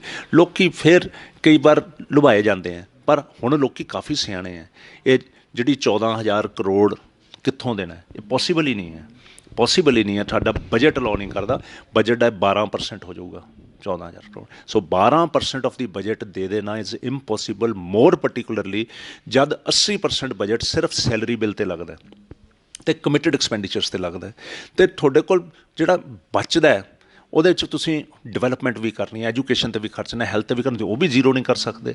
ਤੁਸੀਂ ਆਲਰੇਡੀ ਪੰਜਾਬ 'ਚ 9,000 ਕਰੋੜ ਦੀ ਸਬਸਿਡੀ ਦੇ ਰਹੇ ਹੋ, ਅਤੇ ਜਿਹੜੇ ਹੁਣ ਇਹਨਾਂ ਨੇ 2 ਮਹੀਨੇ ਦਾ ਬਿਜਲੀ ਦਾ ਤਮਾਸ਼ਾ ਕੀਤਾ ਉਹਦੇ ਨਾਲ 3800 ਕਰੋੜ ਹੋਰ ਐਡ ਹੋ ਜਾਊਗਾ। ਅੱਜ ਇਲੈਕਟ੍ਰੀਸਿਟੀ ਬੋਰਡ ਦੇ ਕੋਲ ਪੈਸੇ ਹੀ ਹੈ ਨਹੀਂ, ਉਹਨੂੰ ਕੰਗਾਲ ਬਣਾ ਦਿੱਤਾ ਗਿਆ ਹੈ। ਇਸ ਸਾਲ ਦੇ ਵਿੱਚ ਕੋਈ ਪੈਸਾ ਗਵਰਨਮੈਂਟ ਵੱਲੋਂ ਆਇਆ ਹੀ ਨਹੀਂ। ਪਿਛਲਾ ਕੈਰੀ ਫਾਰਵਰਡ ਸੀ 7,000 ਕਰੋੜ, ਹੁਣ 14,000 ਕਰੋੜ ਤੱਕ ਪਹੁੰਚ ਗਿਆ ਜਿਹੜਾ ਗਵਰਨਮੈਂਟ ਨੇ ਸਬਸਿਡੀ ਵਾਲਾ ਪੈਸਾ ਇਲੈਕਟ੍ਰੀਸਿਟੀ ਕੰਪਨੀ ਨੂੰ ਦੇਣਾ ਹੈ। ਸੋ ਇਹ ਹਾਲਾਤ ਤਾਂ ਪੰਜਾਬ ਨੂੰ ਕ੍ਰਿਪਲ ਕਰਨ ਵਾਲੇ ਹਨ। ਇਹ ਤਾਂ ਉਹ ਗੱਲ ਹੈ ਨਾ ਕਿ ਘਰ ਫੂਕ ਤਮਾਸ਼ਾ ਦੇਖਣਾ, ਪਰ ਇਹਨਾਂ ਨੂੰ ਸਰਕਾਰ ਨਾਲ, ਸਟੇਟ ਨਾਲ ਪਿਆਰ ਨਹੀਂ ਹੈ, ਸੂਬੇ ਨਾਲ ਪਿਆਰ ਨਹੀਂ ਹੈ, ਇਹਨਾਂ ਨੂੰ ਆਪਣੀ ਵੋਟ ਨਾਲ ਪਿਆਰ ਹੈ। ਹੁਣ ਵੋਟਾਂ ਪੈਸੇ ਵੀ ਵੰਡਣ ਲੱਗੇ ਹੋਏ, 10-10 ਕਰੋੜ ਦੇ ਕੇ, 15-15 ਕਰੋੜ ਦੇ ਕੇ ਰੋਜ਼ਾਨਾ ਵੰਡਣ ਦੀ ਸਪਰੀ ਲੱਗੀ ਹੋਈ ਹੈ। ਭਾਰਤ ਭੂਸ਼ਣ ਆਸ਼ੂ ਜੀ ਦੀ ਲੱਗੀ ਹੈ। ਕਰਵਲ ਜਿਹੜੇ ਸਾਹਿਬ MLA ਵੀ ਨਹੀਂ ਹੈ, ਉਹ ਵੀ ਵੰਡ ਰਹੇ ਹੈ। 20-20 ਹਜ਼ਾਰ ਔਰਤਾਂ 'ਚ ਇਕੱਠੇ ਹੋ ਕੇ ਵੰਡ ਰਹੇ ਹੈ। ਸਾਡਾ ਪੈਸਾ, ਲੋਕਾਂ ਦਾ ਪੈਸਾ ਤੁਸੀਂ ਵੋਟਾਂ ਲਈ ਲੁਟਾਓ, ਇਹ ਵਾਜਿਬ ਨਹੀਂ। ਤੁਸੀਂ ਡਿਵੈਲਪਮੈਂਟ ਕਰਦੇ ਇਸ ਪੈਸੇ ਦੀ ਜਿਹੜੀ ਸਾਰਵਜਨਿਕ ਹੁੰਦੀ। ਜੇ ਤੁਸੀਂ ਕਿਸੇ ਸਕੀਮ 'ਚ ਕਿਸੇ ਲੇਡੀ ਨੂੰ ਪੈਸਾ ਦੇਣਾ, ਸਭ ਨੂੰ ਦਿਓ। ਤੁਸੀਂ ਐਡਵਰਟਾਈਜ਼ ਕਰੋ, ਤੁਸੀਂ ਐਪਲੀਕੇਸ਼ਨਸ ਲਓ। ਆਪ ਫਾਰਮ ਭਰ ਲੈਂਦੇ ਆਪਣੇ ਚਹੇਤਿਆਂ ਦੇ, ਪਤਾ ਨਹੀਂ ਉਹਦੇ ਨੂੰ ਕਿੰਨੇ ਜਾਂਦੇ ਆ ਅਤੇ ਕਿੰਨੇ ਮੁੜ ਕੇ ਆ ਜਾਂਦੇ ਆ। ਆਪ ਫਾਰਮ ਭਰੇ, DC ਕੋਲ ਲਿਸਟ ਪਹੁੰਚ ਜਾਂਦੀ ਹੈ। DC ਸਾਹਿਬ ਉਹੀ ਲਿਸਟ ਬਣਾ ਕੇ ਕਾਰਪੋਰੇਸ਼ਨ ਦੇ ਕਮਿਸ਼ਨਰ ਕੋਲ ਭੇਜ ਦਿੰਦੇ ਆ। ਉਹ ਲਿਸਟ ਦੇ ਉੱਤੇ ਚੈੱਕ ਬਣਾ ਸਾਈਨ ਕਰ ਦੇਈ ਜਾਂਦੇ ਆ। ਇਹ ਤਾਂ ਡਕੈਤੀ ਹੈ ਸਟੇਟ ਐਕਸਚੈਕਰ 'ਤੇ, ਐਂਡ ਇਹਦੇ 'ਤੇ ਵੀ ਆਵਾਜ਼ ਚੱਕਣੀ ਚਾਹੀਦੀ ਹੈ ਲੋਕਾਂ ਨੂੰ। ਪਹਿਲੇ 4.5 ਸਾਲ ਕੈਪਟਨ ਅਮਰਿੰਦਰ ਸਿੰਘ ਮੁੱਖ ਮੰਤਰੀ ਰਹੇ। ਹੁਣ ਇਲੈਕਸ਼ਨ ਤੋਂ ਪਹਿਲਾਂ, ਚੋਣਾਂ ਤੋਂ ਪਹਿਲਾਂ ਚੰਨੀ ਜੀ ਮੁੱਖ ਮੰਤਰੀ ਬਣਾਤੇ ਕਾਂਗਰਸ ਹਾਈ ਕਮਾਨ ਦੇ। ਕਿਵੇਂ ਦੇਖਦੇ ਹੋ ਕਾਂਗਰਸੀ ਕਾਰਗੁਜ਼ਾਰੀ ਨੂੰ? ਅਹੂਜਾ ਸਾਹਿਬ, ਮੈਂ ਤੁਹਾਡੇ ਮਾਧਿਅਮ ਤੋਂ ਪੂਰੀ ਪੰਜਾਬ ਦੀ ਜਨਤਾ ਨੂੰ ਦੱਸਣਾ ਚਾਹੁੰਦਾ, ਮੁੱਖ ਮੰਤਰੀ ਇਕੱਲਾ ਸਰਕਾਰ ਨਹੀਂ ਚਲਾਉਂਦਾ, ਕੈਬਨਿਟ ਚਲਾਉਂਦੀ ਹੈ। ਅਤੇ ਸਾਡਾ ਸੰਵਿਧਾਨ ਕਹਿੰਦਾ ਹੈ ਕਿ ਕੋਈ ਵੀ ਫੈਸਲਾ ਹੁੰਦਾ ਹੈ ਉਹ ਕੈਬਨਿਟ ਦਾ ਸਮੂਹਿਕ ਤੌਰ 'ਤੇ ਹੁੰਦਾ, ਭਾਵ ਮੁੱਖ ਮੰਤਰੀ ਅਤੇ ਨਾਲ ਦੇ ਮੰਤਰੀ। 4.5 ਸਾਲ ਦੇ ਜਿੰਨੇ ਫੈਸਲੇ ਸੀ ਉਹ ਉਸੇ ਕੈਬਨਿਟ ਦੇ ਸੀ, ਜਿਹਦੇ 'ਚ ਚੰਨੀ ਜੀ ਵੀ ਸੀ, ਜ਼ਿਆਦਾਤਰ ਇਹਨਾਂ ਦੇ ਮੰਤਰੀ ਸੀ, 3 ਬਦਲੇ ਇਹਨਾਂ ਨੇ ਮੰਤਰੀ। ਅਤੇ ਜੇ ਉਹ ਮੰਤਰੀਆਂ ਦੇ ਫੈਸਲੇ ਇਹ ਅੱਜ ਦੇ ਉਹੀ ਮੰਤਰੀ ਮੰਡਲ ਜਿਹਦੇ 'ਚ ਮੈਜੋਰਿਟੀ ਉਹੀ ਮੰਤਰੀ ਹੈ, ਮੰਤਰੀਆਂ 'ਚੋਂ ਬੜਿਆ ਮੁੱਖ ਮੰਤਰੀ ਕਵੇ ਕਿ ਉਹ ਫੈਸਲੇ ਗਲਤ ਸੀ ਅਤੇ ਮੈਂ ਫੈਸਲੇ ਸਹੀ ਕਰਦਾ, ਇਹ ਵਾਜਿਬ ਨਹੀਂ ਹੋਏਗਾ। ਅਤੇ ਜੋ ਚੰਨੀ ਜੀ ਨੇ ਬੈਨੀਫਿਟ ਲੈਣਾ ਸੀ, ਇਹਨਾਂ ਨੇ ਲੈਣ ਦਾ ਭਾਵ ਇਹ ਸੀਗਾ ਕਿ ਦਲਿਤ ਵੋਟ ਨੂੰ ਕਿਤੇ ਨਾ ਕਿਤੇ ਪ੍ਰਭਾਵ ਕਰੀਏ। ਮੈਂ ਸਮਝਦਾ ਉਹ ਏਜੰਡਾ ਵੀ ਡਾਇਲਿਊਟ ਕਰ ਲਿਆ। ਜਿੰਨੇ ਜ਼ਿਆਦਾ ਪ੍ਰੋਪੋਗੰਡਾ ਚਲਾ ਲਿਆ, ਸੈਂਕੜੇ ਕਰੋੜ ਖਰਚ ਕੇ ਕੋਈ ਪੰਜਾਬ ਦਾ ਬਿਜਲੀ ਦਾ ਖੰਭਾ ਨਹੀਂ ਹੈ ਜਿਹਦੇ 'ਤੇ ਚੰਨੀ ਜੀ ਦੇ ਚਿਹਰੇ ਵਾਲੇ ਬੈਨਰ ਨਹੀਂ ਟੰਗੇ। ਕੋਈ ਗਵਰਨਮੈਂਟ ਦੇ ਆਫੀਸ਼ੀਅਲ ਐਡਵਰਟਾਈਜ਼ਮੈਂਟ ਬੋਰਡਸ ਨਹੀਂ ਹੈ ਜਿਹਦੇ 'ਤੇ ਚੰਨੀ ਜੀ ਦੇ ਨਹੀਂ ਲੱਗੇ। ਐਂਡ ਕੈਪਟਨ ਸਾਹਿਬ ਦੇ ਵੀ ਲੱਗੇ ਸੀ, ਪਰ ਜਿਹੜੇ ਖੰਭੇ ਭਰੇ ਪਏ ਹੈ, ਸ਼ਹਿਰ ਦੇ ਸ਼ਹਿਰ, ਪਿੰਡ ਦੇ ਪਿੰਡ ਰੰਗੇ ਪਏ ਹੈ। ਹਾਲੇ ਮੁਆਵਜ਼ਾ ਦਿੱਤਾ ਨਹੀਂ ਸੀ, ਤੈਅ ਨਹੀਂ ਸੀ ਕੀਤਾ। ਚੰਨੀ ਜੀ ਨੇ ਸੁੰਡੀ ਦਾ ਵੀ ਮੁਆਵਜ਼ਾ ਦੇਣ ਦਾ ਕੀਤਾ ਐਲਾਨ। 36,000 ਮੁਲਾਜ਼ਮ ਹਾਲੇ ਤਾਈਂ ਪੱਕੇ ਨਹੀਂ ਹੋਏ, 36,000 ਦਾ ਕੀਤਾ ਐਲਾਨ। ਲੋਕੀ ਤਾਂ ਐਲਾਨਜੀਤ ਸਿੰਘ ਚੰਨੀ ਕਹਿਣ ਲੱਗ ਗਏ ਇਹਨਾਂ ਨੂੰ। ਸੋ ਮੈਂ ਸਮਝਦਾ ਇਹ ਸਭ ਤੋਂ ਮਾੜਾ ਪੰਜਾਬ ਦੇ ਇਤਿਹਾਸ 'ਚ ਸ਼ਾਸਨ ਕਾਲ ਹੈ ਆਹ 3 ਮਹੀਨਿਆਂ ਦਾ। ਮੈਂ ਆਪਣੀ ਜ਼ਿੰਦਗੀ ਦੇ ਵਿੱਚ ਮੈਨੂੰ ਹੋਸ਼ ਸੰਭਾਲੇ 45 ਸਾਲ ਹੋ ਗਏ ਆ, ਮੈਂ ਆਪਣੀ ਲਾਈਫ ਦੇ ਵਿੱਚ ਇੰਨੀ ਐਜੀਟੇਸ਼ਨ ਮੋਡ 'ਚ ਪਬਲਿਕ ਨਹੀਂ ਸੀ ਦੇਖੀ। ਜਨਤਾ ਨਾਲ ਇਹ ਧੱਕਾ ਹੁੰਦਾ, ਡਾਂਗਾਂ ਫਿਰਦੀਆਂ। ਜਿਸ ਤਰ੍ਹਾਂ CM ਦੀ ਰੈਲੀ ਦੇ ਵਿੱਚ ਇਹਨਾਂ ਦੇ ਸਿਕਿਉਰਿਟੀ ਦੇ DSP ਨੇ ਬੱਚਿਆਂ ਨੂੰ ਜਿਵੇਂ ਉਹ ਡਾਂਗ ਬਾਈ ਹੈ, ਜਿਵੇਂ ਉਹ ਗਾਲਾਂ ਕੱਢੀਆਂ, ਇਹ ਅੱਜ ਤੱਕ ਅਸੀਂ ਦੇਖਿਆ ਨਹੀਂ ਸੀ। ਅਤੇ ਜਿਸ ਢੰਗ ਦੇ ਨਾਲ ਕਾਂਗਰਸ ਦੇ ਪ੍ਰਧਾਨ ਬਿਹੇਵ ਕਰ ਰਹੇ ਹੈ, ਉਹ ਐਂ ਬਿਹੇਵ ਕਰ ਰਹੇ ਹੈ ਜਿਵੇਂ ਕਿ ਸਰਕਾਰ ਉਹਨਾਂ ਦੇ ਤਾਬੇ ਹੈ, ਉਹਨਾਂ ਦੀ ਜੁੱਤੀ ਦੇ ਨੀਚੇ ਹੈ। ਉਹ ਸ਼ਰੇਆਮ ਕਹਿੰਦੇ ਹੈ ਕਿ ਮੈਂ ਐਡਵੋਕੇਟ ਜਨਰਲ ਮੈਂ ਲਵਾਇਆ, DGP ਮੈਂ ਬਦਲਵਾਇਆ, ਇਹ ਪਰਚੇ ਰਜਿਸਟਰ ਨਹੀਂ ਸੀ ਹੋਣੇ ਮੈਂ ਕਰਦਾ। ਇਹ ਸਿੱਧ ਕਰੀ ਜਾਂਦੇ ਨਾਲ ਦੀ ਨਾਲ ਕਿ ਰਾਜਨੀਤਿਕ ਮੰਤਵ ਦੇ ਨਾਲ ਇਹਨਾਂ ਨੇ ਅਫਸਰ ਲਾਏ ਹੈ। ਇਹੀ ਵਜ੍ਹਾ ਕਿ DGP ਨੂੰ ਆਪਣੇ ਦਸਖਤਾਂ ਨਾਲ FIR ਕਰਨੀ ਪਈ। ਅਤੇ ਦੁੱਖ ਦਾ ਹੀ ਉਹ ਹੈ ਜਿਹੜਾ ਮੈਂ ਤੁਹਾਨੂੰ ਰਿਪੀਟ ਨਹੀਂ ਕਰਨਾ ਚਾਹੀਦਾ, ਜਿਹੜਾ ਪੁਲਿਸ ਫੋਰਸ ਬਾਰੇ ਇਹਨਾਂ ਨੇ ਦੁਖਦ ਸਟੇਟਮੈਂਟ ਦਿੱਤੀ ਹੈ। ਕੀ ਸੋਚਦੇ ਹੋ ਅਗਰ ਆਉਣ ਵਾਲੀਆਂ ਵਿਧਾਨ ਸਭਾ ਚੋਣਾਂ ਦੇ ਵਿੱਚ ਅਕਾਲੀ ਦਲ ਬਸਪਾ ਦੀ ਸਰਕਾਰ ਬਣਦੀ ਹੈ ਤਾਂ ਲੋਕਾਂ ਲਈ ਤੁਸੀਂ ਕੀ ਸੋਚਦੇ ਹੋ ਵੀ ਕੀ ਲੋਕਾਂ ਦੇ ਵਿਕਾਸ ਲਈ ਜਾਂ ਪੰਜਾਬ ਦੇ ਵਿਕਾਸ ਲਈ ਤੁਹਾਡੀ ਪਾਰਟੀ ਕਰੇਗੀ? ਦੇਖੋ 10 ਸਾਲ ਦੇ ਵਿੱਚ ਹੁਜਾ ਜੀ ਜਿਹੜਾ ਰਾਜ ਰਿਹਾ, ਉਸ ਰਾਜ ਦੇ ਵਿੱਚ ਅਸੀਂ ਇਨਫਰਾਸਟਰਕਚਰ ਡਿਵੈਲਪਮੈਂਟ 'ਤੇ ਤਰਜੀਹ ਦਿੱਤੀ। ਮਹਿਜ਼ 6000 ਮੈਗਾਵਾਟ ਤੋਂ 12,500 ਮੈਗਾਵਾਟ 'ਤੇ ਬਿਜਲੀ ਦੀ ਪ੍ਰੋਡਕਸ਼ਨ ਲੈ ਕੇ ਆਉਣੀ, ਕਾਰਖਾਨੇ ਲੱਗਣੇ, ਤਕਰੀਬਨ 250-300 ਰੇਲਵੇਜ਼ ਓਵਰਬ੍ਰਿਜ ਬਣਨੇ, ਏਅਰਪੋਰਟ ਬਣਨਾ, ਪੰਜਾਬ ਦੀਆਂ ਪ੍ਰਮੁੱਖ ਸੜਕਾਂ ਜਿੰਨੀਆਂ ਵੀ ਉਹਨਾਂ ਦਾ 4 ਲੇਨ 6 ਲੇਨ ਹੋਣਾ। ਤੁਸੀਂ ਅੱਜ ਲੁਧਿਆਣਾ ਹੀ ਦੇਖ ਲਓ, ਜਿਹਨੇ ਅੰਮ੍ਰਿਤਸਰ ਤੋਂ, ਜਲੰਧਰ ਤੋਂ ਚੰਡੀਗੜ੍ਹ ਜਾਣਾ ਹੋਵੇ, ਦਿੱਲੀ ਜਾਣਾ ਹੋਵੇ, ਲੁਧਿਆਣੇ ਨਹੀਂ ਆਉਂਦੇ। ਜਿਹਨੇ ਮੋਗੇ ਤੋਂ ਜਲੰਧਰ ਜਾਣਾ ਹੋਵੇ ਉਹ ਲੁਧਿਆਣੇ ਨਹੀਂ ਆਉਂਦਾ। ਮੋਗੇ ਤੋਂ ਨਵਾਂ ਸ਼ਹਿਰ ਜਾਣਾ ਹੋਵੇ ਉਹ ਲੁਧਿਆਣੇ ਨਹੀਂ ਆਉਂਦਾ। ਚੰਡੀਗੜ੍ਹ ਤੋਂ ਬਠਿੰਡੇ ਜਾਣੇ ਹੋਵੇ, ਫਿਰੋਜ਼ਪੁਰ ਜਾਣਾ ਹੋਵੇ ਕਿ ਲੁਧਿਆਣੇ ਨਹੀਂ ਆਉਂਦਾ। ਅੱਗੇ ਸਾਰਾ ਟ੍ਰੈਫਿਕ ਲੁਧਿਆਣੇ ਤੋਂ ਹੋ ਕੇ ਕਨਵਰਜ ਕਰਦਾ ਸੀ ਕਿਉਂਕਿ ਮੇਨ ਫਿਰੋਜ਼ਪੁਰ ਰੋਡ 'ਤੇ, ਚੰਡੀਗੜ੍ਹ ਰੋਡ 'ਤੇ GT ਰੋਡ ਸੀ। ਫਿਰ ਇੱਕ ਪੈਰਲਲ GT ਰੋਡ ਦਾ ਆਉਣਾ ਰਾਏਕੋਟ ਕੋਲ, ਜਿਹਦੇ ਨਾਲ ਅੰਮ੍ਰਿਤਸਰ ਦਾ ਸਫ਼ਰ ਦਿੱਲੀ ਤੋਂ ਅੰਮ੍ਰਿਤਸਰ 300 ਕਿਲੋਮੀਟਰ ਹੋ ਜੂ, ਜਦ ਕਿ ਅੱਜ ਤੋਂ ਪਹਿਲਾਂ 485 ਕਿਲੋਮੀਟਰ ਹੈ। ਫਿਰ ਤੁਸੀਂ ਲੁਧਿਆਣੇ ਦੇ 'ਚ ਫਿਰਦਾ ਬਾਈਪਾਸ ਬਣਨੇ, ਇਸੇ ਤਰ੍ਹਾਂ ਹਰ ਸ਼ਹਿਰ ਦੇ ਬਾਈਪਾਸ ਬਣਨੇ। ਤੁਸੀਂ ਲਿੰਕੇਜ ਦੇਖੋ, ਜਿਹੜਾ ਤੁਹਾਡਾ ਹਰੀਕੇ ਪੱਤਨ ਹੈ ਉਸ ਤੋਂ ਕਪੂਰਥਲਾ ਦਾ ਲਿੰਕੇਜ, ਉਸ ਤੋਂ ਫਿਰੋਜ਼ਪੁਰ ਦੀ ਥਰੂ ਮਖੂ ਵੀ ਸੜਕ ਅੰਮ੍ਰਿਤਸਰ ਲਈ ਹੈ, ਥਰੂ ਮੋਗਾ ਵੀ ਹੈ, ਐਂਡ ਜੇ ਇਸ ਪਾਸੇ ਜਾਣਾ ਰਾਹੋਂ ਤੋਂ ਵੀ ਹੈ, ਥਰੂ ਰੋਪੜ ਤੋਂ ਵੀ ਹੈ। ਫਿਰ ਜਿਹੜੀ ਤੁਸੀਂ ਬਠਿੰਡੇ ਨੂੰ ਦੇਖੋ, ਚੰਡੀਗੜ੍ਹ ਬਠਿੰਡਾ ਤੁਹਾਨੂੰ ਕਿਤੇ ਆਉਣ ਜਾਣ ਦੀ ਲੋੜ ਨਹੀਂ, ਚੰਡੀਗੜ੍ਹ ਮਾਨਸਾ ਤੁਹਾਨੂੰ ਕਿਤੇ ਆਉਣ ਜਾਣ, ਚੰਡੀਗੜ੍ਹ ਪਟਿਆਲਾ, ਚੰਡੀਗੜ੍ਹ ਸੰਗਰੂਰ, ਡਾਇਰੈਕਟ ਚੰਡੀਗੜ੍ਹ ਰੋਡਸ ਹੈ ਜੀ, ਡਾਇਰੈਕਟ ਕਨੈਕਟੀਵਿਟੀ, ਏਅਰਪੋਰਟਸ, ਇਹ ਅਸੀਂ ਪਿਛਲੀ ਵਾਰ ਮੁਕੰਮਲ ਕਰਤੇ। ਹੁਣ ਇੱਕ ਵੀ ਪ੍ਰੋਜੈਕਟ ਇਹੋ ਜਿਹਾ ਨਹੀਂ ਪੰਜਾਬ 'ਚ ਜਿਹੜਾ ਕਾਂਗਰਸ ਨੇ ਕਨਸੀਵ ਕੀਤਾ ਹੋਵੇ, ਇਨਫਰਾਸਟਰਕਚਰ 'ਤੇ ਲਾਇਆ ਹੋਵੇ। ਉਹ ਪੁਰਾਣੇ ਇਨਕੰਪਲੀਟ ਆ ਜਿਨ੍ਹਾਂ ਨੂੰ ਡਿਲੇ ਕੀਤਾ ਹੋਇਆ ਇਹਨਾਂ ਨੇ ਕਿ ਇਲੈਕਸ਼ਨ ਜਿਹੜੇ ਆ ਕੇ ਕੰਪਲੀਟ ਕਰੀਏ। ਹੁਣ ਸਾਡੀ ਤਰਜੀਹ ਰਹੂਗੀ ਆਉਣ ਵਾਲੇ ਸਮੇਂ 'ਚ ਸੋਸ਼ਲ ਅਪਲਿਫਟਮੈਂਟ। ਅਸੀਂ ਸਮਝਦੇ ਹਾਂ ਕਿ ਜਦ ਤੱਕ ਅਸੀਂ ਆਪਣੀ ਪਾਪੂਲੇਸ਼ਨ ਨੂੰ ਸੂਖਸ਼ਮ, ਹੈਲਦੀ ਅਤੇ ਪੜ੍ਹੇ ਲਿਖੇ ਨਹੀਂ ਬਣਾਵਾਂਗੇ, ਉਦੋਂ ਤੱਕ ਪੰਜਾਬ ਦੀ ਖੁਸ਼ਹਾਲੀ ਨਹੀਂ ਹੋਏਗੀ। ਅਸੀਂ ਫੈਸਲਾ ਕੀਤਾ ਕਿ ਹਰ ਜ਼ਿਲ੍ਹੇ ਦੇ ਵਿੱਚ medical college and 500 bed the hospital ਬਣੂਗਾ। ਅਸੀਂ ਫੈਸਲਾ ਕੀਤਾ ਆਧੁਨਿਕ ਸਕੂਲਸ ਬਲਾਕ ਵਾਈਜ਼ 3-3 ਤੋਂ 5-5 ਦੇ ਬੱਚਿਆਂ ਦੇ ਬਣਾਵਾਂਗੇ, ਜਿਹੜੇ ਕਿ ਪ੍ਰਾਈਵੇਟ ਸਕੂਲ ਦੇ ਪੈਰਲਲ ਹੋਣਗੇ। ਅਸੀਂ ਫੈਸਲਾ ਕੀਤਾ ਕਿ ਹਰ ਪੰਜਾਬੀ ਪਰਿਵਾਰ ਨੂੰ 10 ਲੱਖ ਦਾ ਹੈਲਥ ਕਾਰਡ ਮਿਲੂਗਾ, ਜਿਹਦੇ 'ਚੋਂ ਇੰਸ਼ੋਰੈਂਸ ਵਾਂਗੂ ਆਪਣਾ ਕੰਮ ਹੈਲਥ ਦਾ ਟਰੀਟਮੈਂਟ ਕਰਾ ਸਕਦਾ ਹੈ। ਅਸੀਂ ਫੈਸਲਾ ਕੀਤਾ ਬੱਚਿਆਂ ਨੂੰ ਪੜ੍ਹਨ ਲਈ 10 ਲੱਖ ਤੱਕ ਐਜੂਕੇਸ਼ਨ ਕਾਰਡ ਬਣੂਗਾ, ਜਿਹਦੇ ਉਹਨਾਂ ਨੂੰ ਇੰਟਰਸਟ ਫਰੀ ਲੋਨ ਮਿਲਣਗੇ ਤਾਂ ਕਿ ਉਹ ਪੜ੍ਹ ਸਕਣ।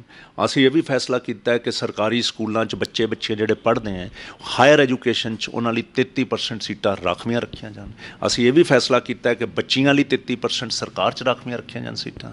ਅਸੀਂ ਇਹ ਵੀ ਫੈਸਲਾ ਕੀਤਾ ਹੈ ਕਿ ਜਿੰਨੀਆਂ ਨਿੱਜੀ ਨੌਕਰੀਆਂ ਉਹਨਾਂ ਵਿੱਚ ਵੀ 75% ਰਾਖਵਾਂ ਰੱਖਿਆ ਜਾਵੇ, ਜਿਹਦੇ ਵਿੱਚ ਬੱਚੇ ਪੰਜਾਬ ਦਿਆਂ ਨੂੰ ਨੌਕਰੀਆਂ ਮਿਲਣ। ਅਸੀਂ ਇਹ ਵੀ ਫੈਸਲਾ ਕੀਤਾ ਕਿ ਨੀਲੇ ਕਾਰਡ ਜਿਹੜੇ ਨਹੀਂ ਬਣਾਏ ਗਏ ਉਹ ਬਣਾ ਕੇ ਹਰ ਨੀਲੇ ਕਾਰਡ ਦੀ ਜਿਹੜੀ ਸਭ ਤੋਂ ਪ੍ਰਮੁੱਖ ਔਰਤ ਹੈ ਘਰ ਦੀ, ਉਹਨੂੰ 2000 ਰੁਪਇਆ ਮਹੀਨਾ ਚੁੱਲ੍ਹਾ ਸਹਾਇਤਾ ਵੀ ਦਿੱਤੀ ਜਾਊਗੀ। ਅਤੇ ਸਭ ਤੋਂ ਵੱਡੀ ਗੱਲ ਜਿਹੜੀ ਅਸੀਂ ਕੀਤੀ ਹੈ ਕਿ ਇੰਡਸਟਰੀ ਨੂੰ ਬਿਜਲੀ 5 ਰੁਪਏ ਯੂਨਿਟ ਦੇਣੀ ਹੈ। ਅਸੀਂ ਇਹ ਵੀ ਫੈਸਲਾ ਕੀਤਾ ਹੈ ਕਿ ਅਸੀਂ 400 ਯੂਨਿਟ ਹਰ ਪਰਿਵਾਰ ਨੂੰ ਬਿਜਲੀ ਫਰੀ ਦੇਵਾਂਗੇ। ਹੁਣ ਲੋਕ ਪੁੱਛਦੇ ਕਿ ਕਿੱਦਾਂ ਫਰੀ ਦੇਵਾਂਗੇ। ਸਾਡੀ ਇਹਦੇ ਕੋਲ ਪੂਰੀ ਬਿਉਂਤ ਬਣੀ ਹੋਈ ਹੈ। ਅਸੀਂ ਕੋਈ ਸਟੇਟ ਐਕਸਚੈਕਰ 'ਤੇ ਭਾਰ ਨਹੀਂ ਪਾਉਣਾ। ਅਸੀਂ ਕਲੀਨ ਐਨਰਜੀ ਵੀ ਲੈ ਕੇ ਆਵਾਂਗੇ, ਗਰੀਨਰੀ ਵੀ ਲੈ ਕੇ ਆਵਾਂਗੇ, ਅਸੀਂ ਲੋਕਾਂ ਦੇ ਭਾਰ ਵੀ ਘਟਾਵਾਂਗੇ। ਅਸੀਂ ਐਜੂਕੇਸ਼ਨਲ ਇੰਸਟੀਟਿਊਸ਼ਨਸ ਦੀ ਅਪਗ੍ਰੇਡੇਸ਼ਨ ਕਰਾਂਗੇ। ਅਸੀਂ ਪਿਛਲੀ ਵਾਰ ਵੀ ਤੁਸੀਂ ਦੇਖੋ ਮੈਨੇਜਮੈਂਟ ਇੰਸਟੀਟਿਊਟਸ ਲੈ ਕੇ ਆਏ, IITs ਲੈ ਕੇ ਆਏ, ਤੁਹਾਡੀਆਂ PGIs ਪੋਸਟ ਗ੍ਰੈਜੂਏਟ ਇੰਸਟੀਟਿਊਟਸ 2 ਆਈਆਂ ਤੁਹਾਡੀਆਂ, ਜੇ ਤੁਹਾਡੀ ਬਠਿੰਡੇ ਆਈ, ਤੁਹਾਡਾ ਸੰਗਰੂਰ ਸ਼ੁਰੂ ਹੋ ਗਿਆ, ਬਠਿੰਡੇ ਦੀਆਂ ਐਡਮਿਸ਼ਨਸ ਹੋ ਗਈਆਂ, OPD ਸ਼ੁਰੂ ਹੋ ਜਾਣੀ ਹੈ, ਜਿਹੜੀ ਇਹਨਾਂ ਨੇ ਡਿਲੇ ਕੀਤੀ, ਸਾਨੂੰ ਉਡੀਕੇ ਬੜੇ ਦਿੱਤੇ। ਅਸੀਂ at the same time universities ਨਵੀਆਂ ਲੈ ਕੇ ਆਏ ਸੀ। ਹੁਣ ਅਸੀਂ ਇਹਦੇ ਇਲਾਵਾ ਹੋਰ ਐਜੂਕੇਸ਼ਨਲ ਹੱਬ ਪੰਜਾਬ ਨੂੰ ਬਣਾਵਾਂਗੇ ਕਿ ਪੰਜਾਬ ਦੇ ਬੱਚੇ ਪੜ੍ਹ ਕੇ ਵਰਲਡ ਵਾਈਡ ਕੰਪੀਟ ਕਰ ਸਕਣ। ਇੱਕ ਕਿ ਨੌਕਰੀਆਂ ਮਿਲਣ, ਉਹਦੇ ਲਈ ਅਸੀਂ ਐਲਾਨ ਕੀਤਾ ਹੈ ਕਿ ਅਸੀਂ ਵਿਸ਼ਵਕਰਮਾ ਜੀ ਦੇ ਨਾਮ 'ਤੇ ਇੱਕ ਸਕਿੱਲ ਡਿਵੈਲਪਮੈਂਟ ਯੂਨੀਵਰਸਿਟੀ ਲੁਧਿਆਣੇ ਬਣੂਗੀ। ਉਸ ਦੇ ਵਿੱਚ ਅਸੀਂ ਜਿੰਨੇ ਬੱਚੇ 10+2 ਦੇ ਬਾਅਦ ਹੈ ਉਹਨਾਂ ਨੂੰ ਹੁਨਰ ਦੇ ਕੋਰਸ ਕਰਾਵਾਂਗੇ 3-3 ਸਾਲ ਦੇ, ਤਾਂ ਕਿ ਜਿਹੜਾ ਕੋਰਸ ਕਰਦੇ ਸਾਰ ਉਹਨਾਂ ਨੂੰ ਦੇਸ਼ 'ਚ ਵੀ ਵਿਦੇਸ਼ 'ਚ ਵੀ ਨੌਕਰੀ ਦੇ ਸਾਧਨ ਮਿਲਣ। ਅਸੀਂ ਇਹ ਵੀ ਚਾਹਾਂਗੇ ਕਿ ਐਗਰੀਕਲਚਰ ਹੈ ਜਿਹੜੀ ਉਹਦੇ ਤੋਂ ਸ਼ਿਫਟ ਹੋ ਕੇ ਐਡੀਸ਼ਨਲ ਇਨਕਮਸ ਕਿਵੇਂ ਬਣਨ, ਉਹਦੀ ਵੀ ਇਹ ਸਾਡਾ 5 ਸਾਲ ਜੇ ਲੋਕ ਸਾਨੂੰ ਮੈਂਡੇਟ ਦਿੰਦੇ ਆ, ਫਤਵਾ ਦਿੰਦੇ ਆ, ਅਸੀਂ ਇਸ ਟੋਟਲ ਸਮਾਜਿਕ ਉਭਾਰ ਲਈ, ਸਮਾਜਿਕ ਡਿਵੈਲਪਮੈਂਟ ਲਈ, ਚਾਹੇ ਉਹ ਹੈਲਥ ਹੋਵੇ, ਐਜੂਕੇਸ਼ਨ ਹੋਵੇ, ਇੰਪਲੋਇਮੈਂਟ ਹੋਵੇ, ਉਹਦੇ 'ਤੇ ਸਾਰਾ 5 ਸਾਲ ਲੱਗੂਗਾ। ਸਾਰਾ ਪੰਜਾਬ ਦਾ ਬਜਟ ਇਸ 'ਤੇ ਲਾਵਾਂਗੇ। ਜੇਕਰ ਤੁਸੀਂ ਹਲਕਾ ਆਤਮਨਗਰ ਤੋਂ ਵਿਧਾਇਕ ਬਣਦੇ ਹੋ ਤਾਂ ਹਲਕੇ ਦੇ ਵਿਕਾਸ ਲਈ ਕੀ ਕਰੋਗੇ ਸੰਖੇਪ? ਮੇਰਾ ਫਸਟ ਮੋਸਟ ਤੇ ਫੋਰਮੋਸਟ ਕੰਮ ਹੋਊਗਾ ਜਿਹਦੇ 'ਤੇ ਇੱਕ ਨਵਾਂ ਪੈਸਾ ਨਹੀਂ ਲੱਗਣਾ। ਉਹ ਹੋਊਗਾ ਕਿ ਜਿਹੜਾ ਇੰਡਸਟਰੀਅਲ ਏਰੀਆ ਸਾਡਾ, ਇਹਨੂੰ ਮਿਕਸ ਯੂਜ਼ ਡਿਕਲੇਅਰ ਹੋ ਕੇ ਇਹ ਹੱਬ ਡਿਕਲੇਅਰ ਹੋਵੇ, ਇਹਨੂੰ ਗਵਰਨਮੈਂਟ ਆਫ ਇੰਡੀਆ ਤੋਂ ਬੈਨੀਫਿਟਸ ਮਿਲਣ ਟੈਕਸ ਦੇ ਰੂਪ ਦੇ ਵਿੱਚ, ਤੇ ਪੰਜਾਬ ਸਰਕਾਰ ਤੋਂ ਵੀ ਮਿਲਣ, ਪਲੱਸ 20 ਕਿਲੋਵਾਟ ਤੋਂ ਛੋਟੇ ਜਿੰਨੇ ਕਨੈਕਸ਼ਨ ਇਹਨਾਂ ਨੂੰ ਇਲੈਕਟ੍ਰਿਸਿਟੀ ਸਬਸਿਡੀ ਦਿੱਤੀ ਜਾਵੇ ਤਾਂ ਕਿ ਇਹ ਕੰਪੀਟ ਕਰ ਸਕਣ। ਇਹ ਫਸਟ ਹੋਊਗਾ। ਸੈਕਿੰਡ, ਜਿਹਦੇ 'ਤੇ ਇੱਕ ਟਕਾ ਨਹੀਂ ਲੱਗਣਾ, ਉਹ ਇਹ ਹੈ ਕਿ ਜਿਹੜੀ ਸਰਕਾਰੇ ਦੁਆਰੇ ਲੋਕਾਂ ਨਾਲ ਧੱਕੇ ਹੁੰਦੇ ਹੈ, ਮੈਂ ਇਨਸ਼ੋਰ ਕਰੂੰਗਾ ਕਿਸੇ ਸਰਕਾਰੀ ਦਫ਼ਤਰ ਦੇ ਵਿੱਚ ਕਿਸੇ ਨੂੰ ਧੱਕਾ ਨਾ ਖਾਣਾ ਪਵੇ, ਕਿਸੇ ਨੂੰ ਨਿੱਜੀ MLA ਦੇ ਘਰਾਂ 'ਚ ਜਾ ਕੇ ਆਪਣੇ ਕੰਮ ਨਾ ਕਰਾਉਣੇ ਪੈਣ, ਲੋਕਾਂ ਦੇ ਦੁਆਰ, ਲੋਕਾਂ ਦੇ ਘਰ ਆ ਕੇ ਕੰਮ ਹੋਣ। ਮੈਂ ਇਨਸ਼ੋਰ ਕਰੂੰਗਾ ਕਿ ਇਸ ਹਲਕੇ ਦੇ ਵਿੱਚ ਚਿੱਟੇ ਨਾਮ ਦੀ ਚੀਜ਼ ਨਜ਼ਰ ਨਹੀਂ ਆਊਗੀ। ਇਹ ਮੈਂ ਕਮਿਟਮੈਂਟ ਦਿੰਦਾ ਕਿ ਮੈਂ ਇਨਸ਼ੋਰ ਕਰੂੰਗਾ। ਇਹਦੇ ਇਲਾਵਾ ਮੇਰੇ ਕੋਲ ਬੜੇ ਆਈਡੀਆਜ਼ ਹਨ ਜਿਹਦੇ 'ਚ ਮੈਂ ਚਾਹੁੰਦਾ ਕਿ ਲਾਅ ਦੇ ਵਿੱਚ ਸੋਧ ਹੋਣ, ਲਾਅ ਦੇ ਵਿੱਚ ਸੋਧ ਹੋ ਕੇ ਜਿਹੜੇ ਅਦਾਲਤਾਂ ਦੇ ਵਿੱਚ ਕੇਸ ਹੈ ਜਿਹੜੇ ਲੰਬਿਤ ਹੁੰਦੇ ਹੈ, ਉਹ ਮੈਂ ਸਾਰਾ ਸਟੱਡੀ ਕੀਤਾ ਹੈ ਕਿ ਉਹਨਾਂ ਵਿੱਚ ਸੋਧ ਲਿਆ ਕੇ ਸਿੰਪਲੀਫਿਕੇਸ਼ਨ ਕਰੀਏ, ਡਿਸਕ੍ਰਿਸ਼ਨ ਦੂਰ ਕਰੀਏ, ਲਾਅ ਦੀ ਅਮੈਂਡਮੈਂਟ ਲਿਆ ਕੇ ਅਦਾਲਤਾਂ 'ਚ ਚੱਲਦੇ ਕੇਸ ਦੀ ਗਿਰਾਵਟ ਲਿਆਈਏ ਕਿ ਕੇਸ ਘੱਟ ਜਾਣ, ਤਾਂ ਕਿ ਸਮੇਂ ਸਿਰ ਮਿੱਥੇ ਸਮੇਂ 'ਤੇ ਉਹਨਾਂ ਦੇ ਫੈਸਲੇ ਹੋਣ, ਲੋਕਾਂ ਨੂੰ ਧੱਕੇ ਨਾ ਹੋਣ। ਜਿਹੜੀਆਂ ਜ਼ਮਾਨਤਾਂ ਪਾਰਟੀਕੂਲਰਲੀ ਜਿਹੜੇ ਮੈਟਰੀਮੋਨੀਅਲ ਡਿਸਪਿਊਟਸ ਹੁੰਦੇ ਹੈ, ਛੋਟੇ ਡਿਸਪਿਊਟਸ ਹੁੰਦੇ ਹੈ, ਇਹ ਕੋਰਟ ਦੀ ਡਿਸਕ੍ਰਿਸ਼ਨ 'ਤੇ ਜੇਲ੍ਹਾਂ ਭਰਨ ਦੀ ਬਜਾਏ ਜਦ ਰਿਮਾਂਡ ਮੁੱਕ ਜਾਵੇ, ਤੁਸੀਂ 10 ਦਿਨ ਬਾਅਦ ਕਿਉਂ ਬੇਲ ਕਰਦੇ ਹੋ, ਸੇਮ ਡੇ ਮੈਜਿਸਟ੍ਰੇਟ ਉਹਨਾਂ ਨੂੰ ਬੇਲ ਦੇਵੇ ਜਿਹੜੇ ਛੋਟੇ ਪੈਟੀ ਕ੍ਰਾਈਮਸ ਹੈਗੇ। ਪਲੱਸ ਜਿਹੜੇ ਹਾਰਡਨਡ ਕ੍ਰਿਮੀਨਲਸ ਹੈ ਉਹ ਜੇਲ੍ਹ 'ਚੋਂ ਬਾਹਰ ਨਾ ਆਉਣ। ਜਿਹੜਾ ਬਾਰ-ਬਾਰ ਸਨੈਚਿੰਗ ਕਰਦਾ ਹੈ, ਬਾਰ-ਬਾਰ ਨਸ਼ੇ ਵੇਚਦਾ, ਚਾਹੇ ਥੋੜ੍ਹੇ ਵੇਚਦਾ, ਉਹਨਾਂ ਨੂੰ ਉਹਦੇ 'ਚੋਂ ਸਾਈਕਲ 'ਚੋਂ ਕੱਢ ਕੇ ਉਹਨਾਂ ਦੀ ਬੇਲਸ ਸਖਤ ਕੀਤੀਆਂ ਜਾਣ ਤਾਂ ਕਿ ਕ੍ਰਾਈਮ ਘਟੇ। ਇਹ ਤਾਂ ਹੈਗੀਆਂ ਬਿਨਾਂ ਉਹਦੇ। ਰੈਸਟ ਡੇ 1 ਤੋਂ ਐਲੀਵੇਟਡ ਰੋਡ, ਗਿੱਲ ਰੋਡ ਦੀ ਫਲਾਈਓਵਰ 2 ਪਲੱਸ ਪੂਰੇ ਕੰਜੈਸਟਡ ਏਰੀਆ ਜਿਹੜਾ ਪੂਰਾ ਦਸ਼ਮੇਸ਼ ਨਗਰ, ਜਨਤਾ ਨਗਰ, ਸ਼ਿਮਲਾਪੁਰੀ, ਗੁਰੂ ਨਾਨਕ ਨਗਰ, ਇਹ ਜਿੰਨੇ ਏਰੀਆਜ਼ ਹੈਗੇ ਜਿਹੜੇ ਕੰਜੈਸਟਡ ਹੈ, ਇਹਨਾਂ ਦੀਆਂ ਟ੍ਰੈਫਿਕ ਫਲੋ ਸਿਸਟਮ ਨੂੰ ਰੈਗੂਲੇਟ ਕਰਕੇ, ਜਿਵੇਂ ਅੱਜ ਇਹਨਾਂ 'ਚ ਕੰਜੈਸ਼ਨ ਦਾ ਟ੍ਰੈਫਿਕ ਹੈ, ਉਹਨੂੰ 50% ਘੱਟ ਕਰ ਦਾਂਗੇ ਮੀਅਰਲੀ ਬਾਈ ਰੈਗੂਲੇਸ਼ਨ। ਅੱਜ ਤੱਕ ਕਿਸੇ ਨੇ ਨਹੀਂ ਦੇਖਿਆ। ਠੀਕ ਹੈ, ਮੈਂ ਲੁਧਿਆਣੇ 'ਚ ਰਹਿੰਦਾ, ਪਰ ਮੈਂ ਇੰਨਾ ਵਿਗਰਸਲੀ ਇਸ ਏਰੀਆ 'ਚ ਨਹੀਂ ਸੀ ਬੜਿਆ। ਮੈਨੂੰ ਪਤਾ ਸੀ ਸਾਰੇ ਏਰੀਆ 'ਚ ਮੈਂ ਗਿਆ ਹੋਇਆ, ਪਰ ਮੈਂ ਜਦ ਹੁਣ ਜਾਂਦਾ ਮੈਨੂੰ ਤਾਂ ਸ਼ਰਮ ਆਉਂਦੀ ਹੈ ਦੇਖ ਕੇ ਕਿ ਕਿੰਨੇ ਮਾੜੇ ਹਾਲਾਤ ਹੈ ਇਸ ਏਰੀਏ ਦੇ, ਕਿੰਨਾ ਇੱਥੇ ਪੋਲਿਊਸ਼ਨ ਨਾਮ ਦੀ ਇੰਨਾ ਹੈਗਾ, ਇੱਥੇ ਮੀਂਹ ਦਾ ਪਾਣੀ ਨਿਕਲਦਾ ਹੀ ਨਹੀਂ, ਸੜਕਾਂ ਕਦੇ ਬਣੀਆਂ ਹੀ ਨਹੀਂ 10 ਸਾਲ ਦੇ ਵਿੱਚ, ਕੋਈ ਸੜਕ ਨਹੀਂ ਬਣੀ। ਹੁਣ ਕੁਛ ਪਾਸ ਹੋਈਆਂ, ਕਾਉਂਸਲਰਸ ਨੇ ਕਰਾਈਆਂ, ਉਹ 6 ਇੰਚ ਬਜਰੀ ਪੈਣੀ ਸੀ, ਉਹਨਾਂ ਨੂੰ 3 ਗੁਣੀ ਕਰਨ ਲਈ 2-2 ਇੰਚ ਬਜਰੀ ਪਾ ਕੇ ਉਹ ਗਏ। ਆ ਸੜਕ ਡੱਬਾ ਰੋਡ ਬਣੀ ਹੈ, ਉਹਦੇ 'ਤੇ ਚਾਹੇ ਰੋੜੀ ਇਕੱਠੀ ਕਰ ਲਓ, ਅਗਲੇ ਦਿਨ ਹੀ ਸੜਕ ਬਣਦੀ, ਅਗਲੇ ਦਿਨ ਰੋੜੀ ਇਕੱਠੀ ਕਰ ਲਓ, 3 ਮਹੀਨੇ ਨਹੀਂ ਕੱਢਣੇ। ਇਵੇਂ ਜਿਹੜਾ ਦੁਰਵਰਤੋਂ ਪੈਸੇ ਦੀ ਹੁੰਦੀ ਹੈ, ਸਰਕਾਰੀ ਪੈਸੇ ਦੀ, ਜਿਹੜੇ ਸਰਕਾਰ ਦਾ ਰੁਪਈਆ ਠਣਕਦਾ ਨਹੀਂ, ਉਹ ਠਣਕਣ ਲਾਊਂਗਾ। ਕਰਪਸ਼ਨ ਨਾਮ ਦੀ ਚੀਜ਼ ਖਤਮ ਕਰੂੰਗਾ। ਇਹ ਇਸ਼ੂਜ਼ ਹੈ। ਇੱਕ ਮੇਰੀ ਕਮਿਟਮੈਂਟ ਪੱਕੀ ਹੈ ਜਿਹੜੀ ਕਿ ਮੈਂ 6 ਮਹੀਨੇ 'ਚ ਕਰਾ ਕੇ ਦਊਂ। ਸਾਡੇ ਉੱਥੇ SGPC ਦੀ ਲੈਂਡ ਪਈ ਹੈ।